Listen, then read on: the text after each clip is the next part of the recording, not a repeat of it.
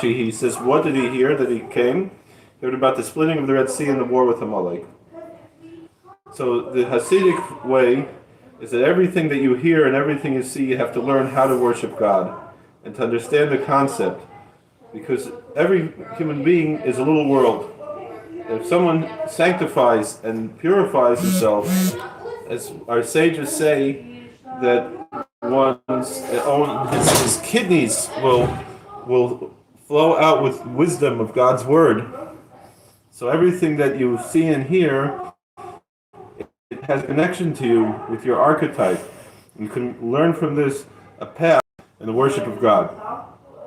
And this is the concept that we have. The Chernovich Rebbe and Ber Maim Chaim explains in Psalm 51. It says, "My sin is in front of me all the time." You have to bring in all of your energy, even negative traits, into holiness, and turn it around for something good and sublimate it for something positive. This is the concept of, and it will